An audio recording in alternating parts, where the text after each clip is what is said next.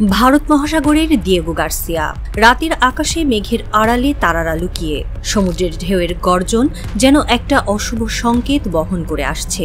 দ্বীপের মার্কিন সামরিক ঘাঁটিতে আলো জ্বলছে, যুদ্ধবিমানের ইঞ্জিনের গুঞ্জন বাতাসকে ভারী করে তুলেছে। যুক্তরাষ্ট্র ও ইরানের মধ্যে যুদ্ধের আলামত ক্রমশ স্পষ্ট, কিন্তু ডেইলি টেলিগ্রাফের এক বিস্ফোরক প্রতিবেদন এই উত্তেজনায় নতুন মোড় এনেছে। ইরান প্রথম আঘাতের পরিকল্পনা করছে। এই গল্প শুধু সামরিক শক্তির দ্বন্দ্ব নয়, একটি অঞ্চলের ভাগ্য, বিশ্বশান্তির পরীক্ষা আর এক নাটকীয় অপেক্ষার কাহিনী। ইরান প্রথম আঘাত হানতে পারে, লক্ষ্য দিয়েগো গার্সিয়া। ডেইলি টেলিগ্রাফের সর্বশেষ প্রতিবেদন যেন বিশ্বকে স্তব্ধ করে দিয়েছে।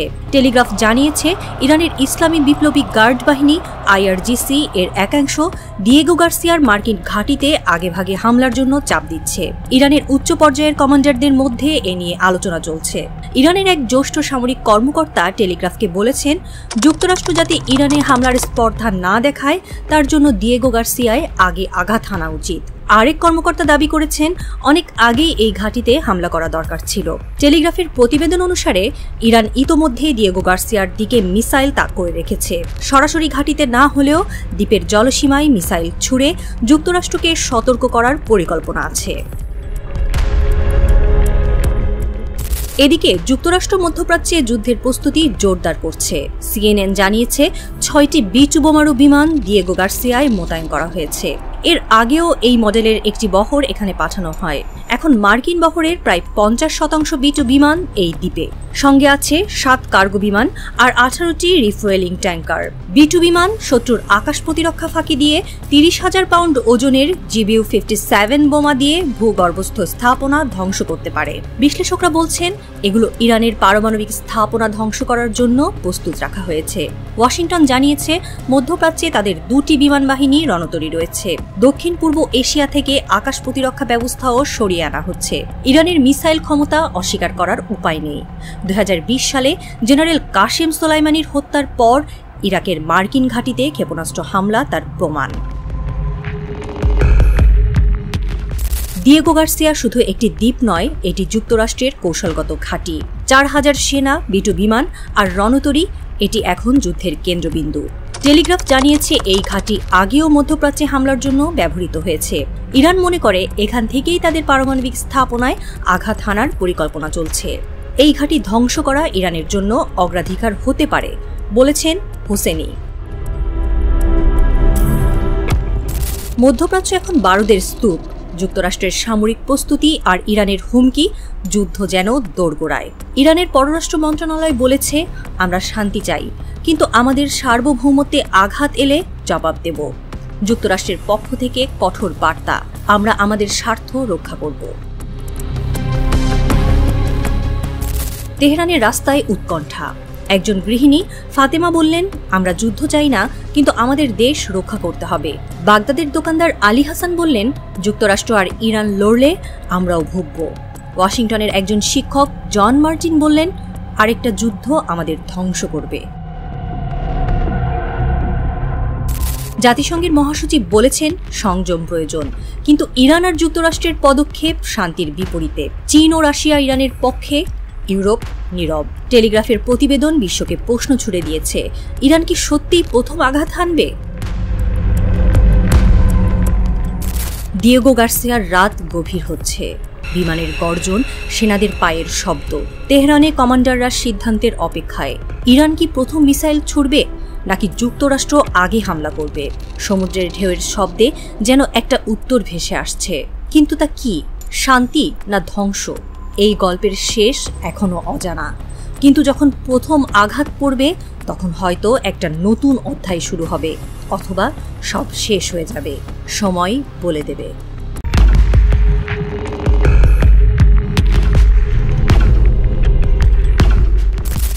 তেহরানের আকাশে তারারা ম্লান। দূরে পাহাড়ের ছায়া যেন একটা অশুভ সংকেত বহন করছে। শহরের গলিতে নীরবতা, কিন্তু সামরিক ঘাঁটিতে আলো জ্বলছে। ইরানের ড্রোন প্রযুক্তির গর্জন বিশ্বকে চ্যালেঞ্জ ছুড়ে দিচ্ছে। যুক্তরাষ্ট্রের প্রেসিডেন্ট ডোনাল্ড ট্রাম্পের হোয়াইট হাউস আর ইরানের সর্বোচ্চ নেতা আয়াতুল্লাহ আলী খামেনির মধ্যে উত্তেজনা চরমে।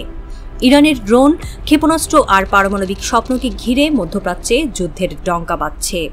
এই গল্প শুধু প্রযুক্তির লড়াই নয়, একটি জাতির অস্তিত্ব, বিশ্বশক্তির দ্বন্দ্ব আর এক নাটকীয় অপেক্ষার কাহিনী। ইরানের ড্রোন প্রযুক্তি এখন বিশ্বের নজরে। রাশিয়া ইউক্রেন যুদ্ধে মস্কো ইরানের তৈরি ড্রোন ব্যবহার করছে। যুক্তরাষ্ট্র ও পশ্চিমারা এমন দাবি করছে। মহাজির 6 ড্রোন, যা শত্রুর আকাশ প্রতিরক্ষা ভেদ করে ধ্বংসযজ্ঞ চালাতে পারে, এখন ইরানের সামরিক শক্তির প্রতীক। হোয়াইট হাউসের অভিযোগ, এই ড্রোন দিয়ে ইরান ফিলিস্তিনের হামাস, ইয়েমেনের হুতি বিদ্রোহীদের সাহায্য করছে আর রাশিয়ার হাতে তুলে দিচ্ছে যুদ্ধের অস্ত্র। জ্বালানি তেল রপ্তানির অর্থে ইরান ড্রোন, ক্ষেপণাস্ত্র আর পারমাণবিক কর্মসূচি চালিয়ে যাচ্ছে। ট্রাম্পের ম্যাক্সিমাম প্রেশার 2 কৌশল এই উত্থান ঠেকাতে মরিয়া। ইরানের তেল রপ্তানি শূন্যে নামিয়ে আনব, বলেছেন ট্রাম্প। সম্প্রতি তিনি তেহরানকে চিঠি পাঠিয়েছেন, পারমাণবিক ইস্যুতে সমঝোতা করো, নয়তো ভয়াবহ বোমা হামলার মুখোমুখি হও। কিন্তু ইরানের বিজ্ঞানীরা নিজেদের প্রযুক্তিতে এগিয়ে চলেছে ট্রাম্পের চাপকে উপেক্ষা করে।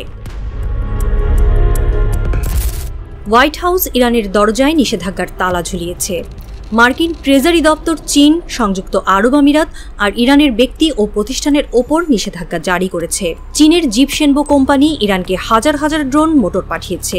আমিরাতের ইনফ্রাকম আর ডায়মন্ড ক্যাসেল সরঞ্জাম সরবরাহ করছে, বলেছেন মার্কিন অর্থমন্ত্রী স্কট ব্যাসেন্ট। ইরান এই ড্রোন দিয়ে মধ্যপ্রাচ্যে অস্থিরতা ছড়াচ্ছে, আমরা এটি বন্ধ করব। নিষেধাজ্ঞার তালিকায় রয়েছে মহাজের 6 ড্রোনের সরবরাহকারী ইরানি প্রতিষ্ঠান রাশদ। এই নিষেধাজ্ঞায় তালিকাভুক্তরা মার্কিন নাগরিকদের সঙ্গে লেনদেন করতে পারবে না, তাদের মার্কিন ভূমির সম্পদ বাজেয়াপ্ত হবে।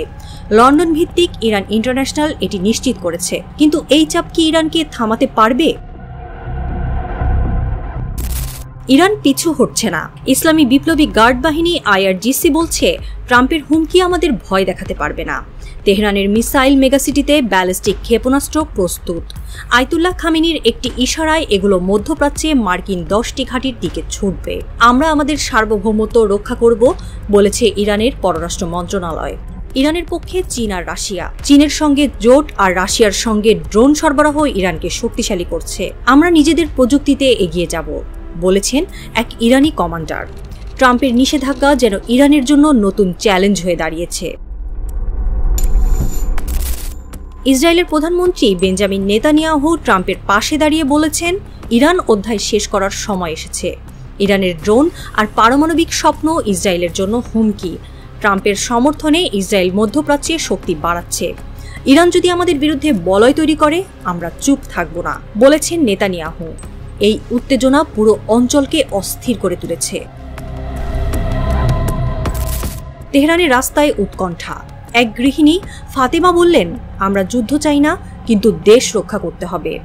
বাগদাদের দোকানদার আলী হাসান বললেন, ইরান আর যুক্তরাষ্ট্র লড়লে আমরাই ভুগব। ওয়াশিংটনে এক শিক্ষক জন মার্টিন বললেন, আরেকটা যুদ্ধ আমাদের ধ্বংস করবে। জাতিসংঘের মহাসচিব বলেছেন, সংযম প্রয়োজন। কিন্তু ট্রাম্পের হুমকি আর ইরানের প্রতিরোধ শান্তির বিপরীতে যাচ্ছে। চীন ও রাশিয়া ইরানের পক্ষে, ইউরোপ নীরব। ইরানের ড্রোন প্রযুক্তি এখন বিশ্বের কাছে একটি প্রশ্ন, এটি কি ভয়াবহ সংঘাতের সূচনা করবে? তেহরানের রাত গভীর হচ্ছে। মিসাইল লঞ্চারে ক্ষেপণাস্ত্র প্রস্তুত, IRGCর চোখের সতর্কতা। ওপারে হোয়াইট হাউসে ট্রাম্পের ডেস্কে পারমাণবিক হামলার পরিকল্পনা। ইরান কি প্রথম আঘাত হানবে, নাকি ট্রাম্পের বোমারু বিমান আগে আকাশে উঠবে? পাহাড়ের ছায়ায় যেন একটা উত্তর লুকিয়ে। শান্তি না ধ্বংস, এই গল্পের শেষ এখনো অজানা। কিন্তু যখন প্রথম ক্ষেপণাস্ত্র ছুটবে, তখন হয়তো একটা নতুন অধ্যায় শুরু হবে, অথবা সব শেষ হয়ে যাবে। কি হতে চলছে, উত্তর সময় বলে দেবে।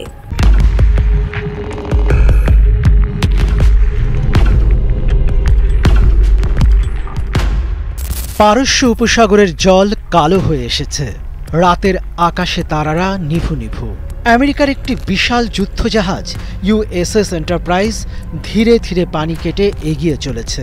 ক্যাপ্টেন জন মার্ফির চোখে উৎকণ্ঠা। রাডারে একটি ছোট দ্রুতগামী নৌকা ধরা পড়েছে ইরানি বিপ্লবী গার্ডের। এর পেছনে আরও কয়েকটি ছায়া।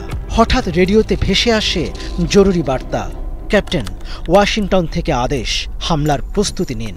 মার্ফির হাত কাঁপছে। তিনি জানেন এই আদেশ মানে যুদ্ধ, কিন্তু মিনিট 10 পর আরেকটি বার্তা, হামলা স্থগিত, পিছিয়ে আসুন। জাহাজের ডেকে নিস্তব্ধতা, সবাই শ্বাস বন্ধ করে দাঁড়িয়ে। কেন এই থমকে যাওয়া? সম্প্রতি ডোনাল্ড ট্রাম্প বলেছেন, ইরানে এমন বোমা মারব যা বিশ্ব আগে দেখেনি। কিন্তু হুমকির পরও আমেরিকার নীরবতা রহস্যময়। গত 4 দশকে আমেরিকার প্রায় প্রতিটি প্রেসিডেন্ট ইরানকে হুমকি দিয়েছেন। ট্রাম্পের আগের মেয়াদে তিনি একবার হামলার হুকুম দিয়েছিলেন, কিন্তু সামরিক কর্মকর্তা ও রাজনীতিবিদদের চাপে পিছু হটেন। কেন? আমেরিকা বিশ্বের সবচেয়ে শক্তিশালী রাষ্ট্র, তাদের অস্ত্র আধুনিক। ইরানের হাতে আধুনিক অস্ত্র কম, বেশিরভাগই নিজেদের তৈরি। তবু আমেরিকা কেন ইরানে হামলা করে না? গল্প শুধু রাজনীতির নয়, এটি শক্তি, ভয় আর প্রাচীন পারস্যের গর্বের গল্প। ইরানের সামরিক বাহিনী কোনো সাধারণ শত্রু নয়। তাদের 5 লাখের বেশি সৈন্য, যাদের অভিজ্ঞতা এসেছে ইরান ইরাক যুদ্ধের রক্তক্ষয়ী 8 বছর থেকে। তাদের মিসাইলের ভান্ডার ভয়ঙ্কর, খালিজ ফার্স এবং সাব সিরিজ, যেগুলো 3000 কিলোমিটার দূরে লক্ষ্যে আঘাত হানতে পারে। এই মিসাইলগুলো রাডার ফাঁকি দেওয়ার জন্য তৈরি, যা ইসরায়েল বাদে সৌদি আরবের মতো আমেরিকার মিত্রদের জন্য মারাত্মক হুমকি। পারস্য উপসাগরে ইরানের নৌবাহিনী আরও ভয়ঙ্কর। ছোট ছোট নৌকা ক্ষেপণাস্ত্রে সজ্জিত, দ্রুত গতিতে এগিয়ে আসে। এগুলো ধরা কঠিন, ধ্বংস করা আরও কঠিন। ইরানি কমান্ডার মোহাম্মদ সালেহ জোকার একবার বলেছিলেন, আমাদের এই ছোট নৌকায় আমেরিকার যুদ্ধ জাহাজের জন্য দুঃস্বপ্ন। একটি সমন্বিত হামলায় এগুলো আমেরিকার নৌবহরকে বিপর্যস্ত করে দিতে পারে। ইরানে হামলার পরিণতি শুধু সামরিক নয়, অর্থনৈতিকও। হরমুজ প্রণালী, যেখান দিয়ে বিশ্বের 20% তেল প্রতিদিন পরিবহন হয়। ইরান এই পাঠ জানে, তারা আমেরিকাকে হারাতে পারবে না, কিন্তু যুদ্ধকে এমন জায়গায় নিয়ে যেতে পারে যেখানে আমেরিকার জনগণের কাছে আমেরিকার সরকার প্রশ্নবিদ্ধ হবে। ইরান শুধু একটি দেশ নয়, এটি পারস্য সভ্যতার উত্তরাধিকারী। 1000 বছর ধরে পশ্চিম এই ভূমিকে ভয় পেয়েছে। তাদের নেতারা বলেন, আমরা আমাদের সার্বভৌমত্ব রক্ষা করব, যত খরচই হোক। ইরান জানে আমেরিকাকে পরাজিত করা সম্ভব নয়, কিন্তু তারা এমন ক্ষতি করতে পারে যা আমেরিকার জন্য বিজয়কে বিষে পরিণত করবে। পারস্য উপসাগরে রাত গভীর হয়েছে। আমেরিকান যুদ্ধ জাহাজের আলো জ্বলছে, ওপারে ইরানি নৌকাগুলো ছায়ার মতো লুকিয়ে আছে। আকাশে ড্রোনের গুঞ্জন, মাটিতে মিসাইলের লাল চোখ জ্বলছে। একটি ভুল পদক্ষেপ, একটি গুলির শব্দ, আর সব শেষ। কিন্তু কেউ ট্রিগার টানছে না। কেন? কারণ উভয় পক্ষই জানে এই যুদ্ধের শেষ কেউ চায় না। প্রাচীন পারস্যের ভূমিতে সূর্য উঠছে, তার ছায়ায় দাঁড়িয়ে একটি জাতি যার গর্ব আর শক্তি বিশ্বকে থমকে দিয়েছে। আর আমেরিকা, তারা হুমকি দেয় কিন্তু হামলা করে না, কারণ এই যুদ্ধে জয়ের চেয়ে হারের ভয় বেশি।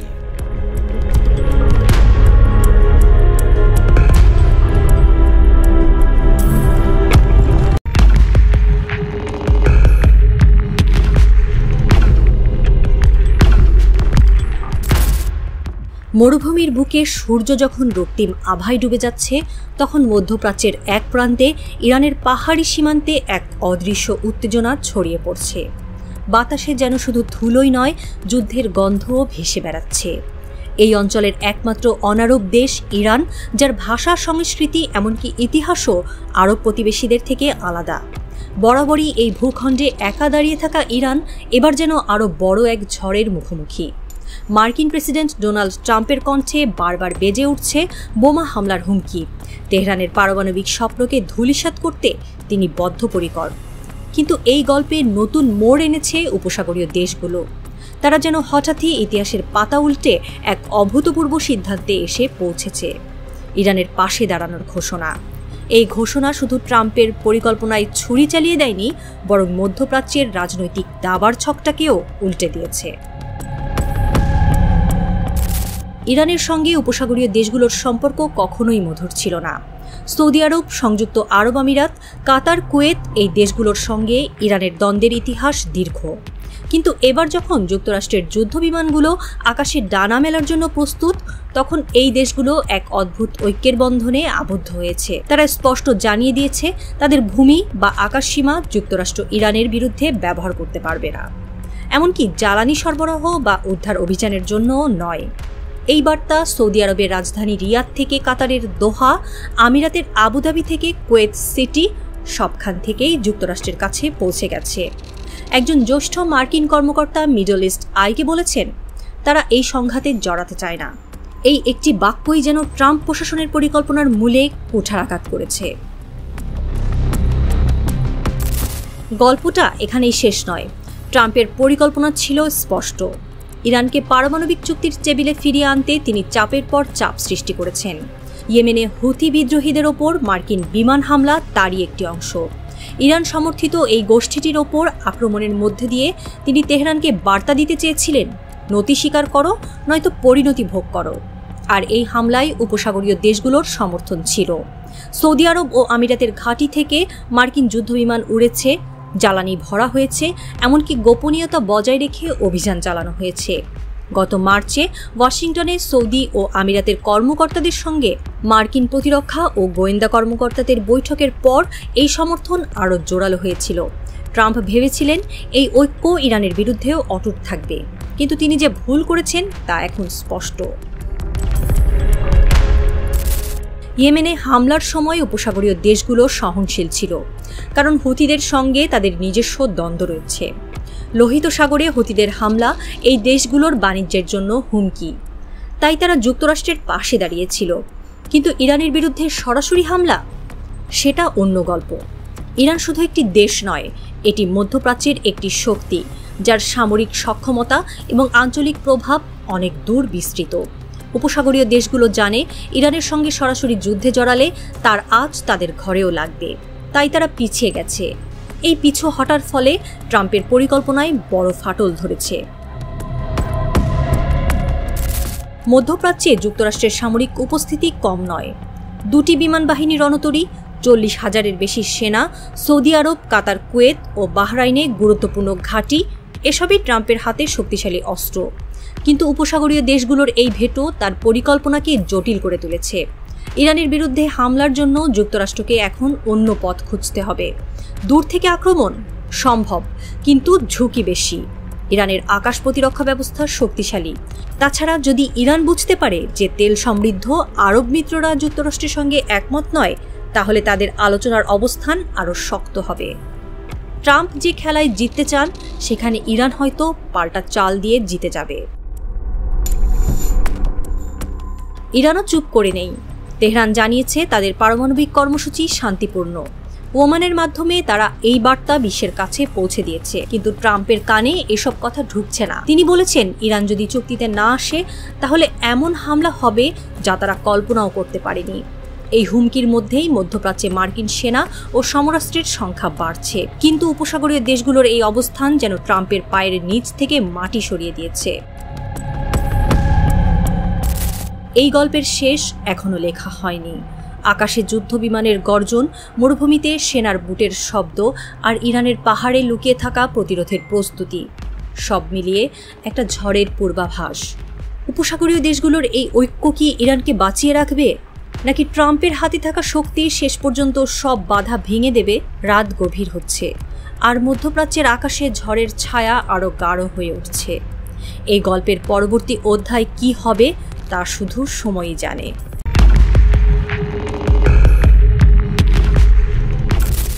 লোহিত সাগরের তীরে সূর্য ডুবে যাচ্ছে, জলের ওপর সোনালি আলোর ছায়া, কিন্তু দূরে একটা গভীর গর্জন, যুদ্ধজাহাজের শব্দ।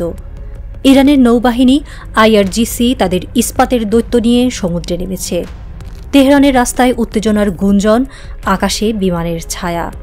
সর্বোচ্চ নেতা আয়তুল্লাহ আলী খামেনির একটি নির্দেশে জেগে উঠেছে ইরান, যুক্তরাষ্ট্রের বিরুদ্ধে অবস্থা নিতে প্রস্তুত। অন্যদিকে মার্কিন বিমান বাহিনী রণতরীগুলো লোহিত সাগরের দিকে এগিয়ে আসছে। মধ্যপ্রাচ্যের এই দুই শক্তির মুখোমুখি হওয়ার গল্প শুধু রাজনীতির নয়, একটি নাটকীয় সংঘাতের প্রতীক্ষা, যেখানে আগুন আর ইস্পাতের লড়াইয়ে বিশ্ব তাকিয়ে আছে। ইরানের সর্বোচ্চ নেতা আয়াতুল্লাহ খামেনি যখন আইআরজিসির নৌবাহিনীকে নির্দেশ দিলেন, তখন তেহরানের সামরিক ঘাঁটিগুলোতে যেন নতুন প্রাণ ফিরে এলো। ক্ষেপণাস্ত্র মজুদ চলছে, যুদ্ধজাহাজ প্রস্তুত হচ্ছে। আইআরজিসির নৌবাহিনীর কমান্ডার আলী রেজা তানসিরি বলেছেন, যুদ্ধের প্রস্তুতি আমাদের প্রধান লক্ষ্য, এটি সর্বোচ্চ নেতার আদেশ। তিনি আরও জানান, কৃত্রিম বুদ্ধিমত্তাকে ইরানের সামরিক কৌশলে যুক্ত করা হচ্ছে। 23 মার্চ লন্ডন ভিত্তিক সংবাদ মাধ্যম ইরান ইন্টারন্যাশনাল এই তথ্য নিশ্চিত করেছে।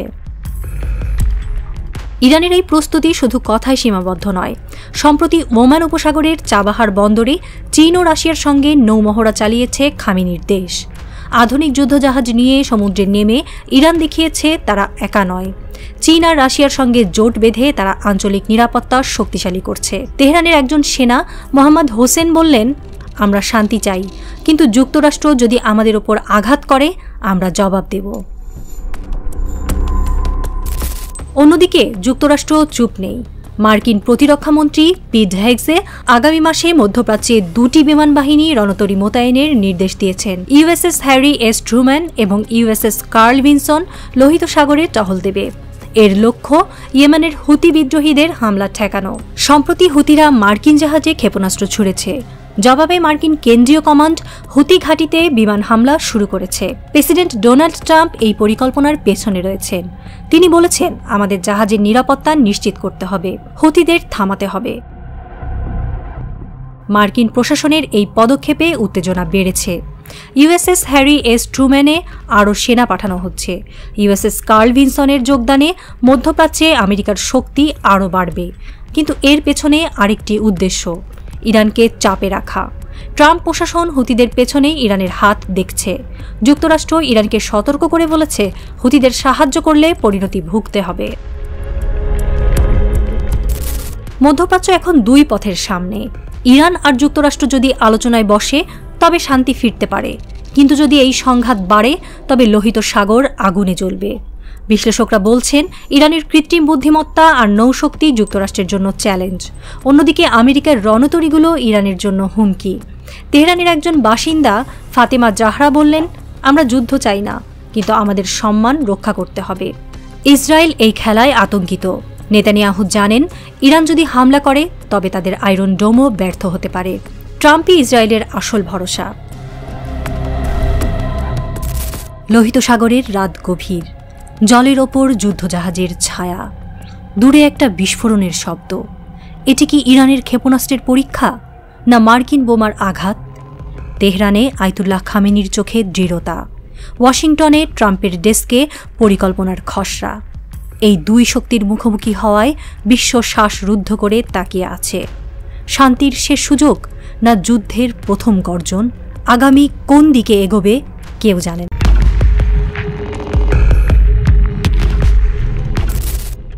তেল আবিবের সকালটা শান্ত ছিল। ভোরের নরম আলো শহরের উঁচু ভবনগুলোর কাছে ঝিকমিক করছিল। হঠাৎ সেই নীরবতা ভেঙে দিয়ে সাইরেনের তীক্ষ্ণ শব্দ ছড়িয়ে পড়ল। স্থানীয় সময় 7:30। জেরুজালেম থেকে তেল আবিব। একের পর এক শহরে সাইরেন বেজে উঠল, যেন আকাশ থেকে বিপদের ডাক নেমে এসেছে। রাস্তায় ছুটে চলা মানুষ থমকে দাঁড়ালো, দোকানের শাটার নামতে শুরু করলো, আর মায়েরা তাদের শিশুদের জড়িয়ে ধরে আশ্রয়ের দিকে ছুটল। ইসরায়েলের বুকে আবারও আতঙ্কের ছায়া। এই আতঙ্কের নাম ইয়েমেনের হুথি বিদ্রোহীরা। দূর থেকে ছুটে আসা ব্যালিস্টিক ক্ষেপণাস্ত্রের হুঙ্কারে ইহুদি জনগোষ্ঠীর হৃৎপিণ্ড কেঁপে উঠেছে। এ এক নাটকীয় সকাল, যেখানে শান্তি আর যুদ্ধের সীমানা মিলিয়ে গেছে। ইরান সমর্থিত হুথি গোষ্ঠী ইসরায়েলের দিকে আরেকটি ব্যালিস্টিক ক্ষেপণাস্ত্র ছুঁড়েছে। এই হামলার দায় স্বীকার করেছে তারা। ইসরায়েলি সংবাদ মাধ্যম দ্য টাইমস অফ ইসরায়েল জানিয়েছে, হুথিদের এই আক্রমণ গত 5 দিনে চতুর্থবারের মতো ঘটল। এর আগে তেল আবিবের কাছে বেন গুরিয়ন বিমানবন্দরে টানা 3 বার ক্ষেপণাস্ত্র হামলা চালিয়েছে এই সশস্ত্র গোষ্ঠী। রোববারের হামলায়ও তাদের লক্ষ্য ছিল ইসরায়েলের মাটি। কিন্তু ইসরায়েলের প্রতিরক্ষা বাহিনী আইডিএফ দাবি করেছে, ক্ষেপণাস্ত্রটি ইসরায়েলের ভূখণ্ডে পৌঁছানোর আগেই তাদের আকাশ প্রতিরক্ষা ব্যবস্থা দিয়ে ভূপাতিত করা হয়েছে।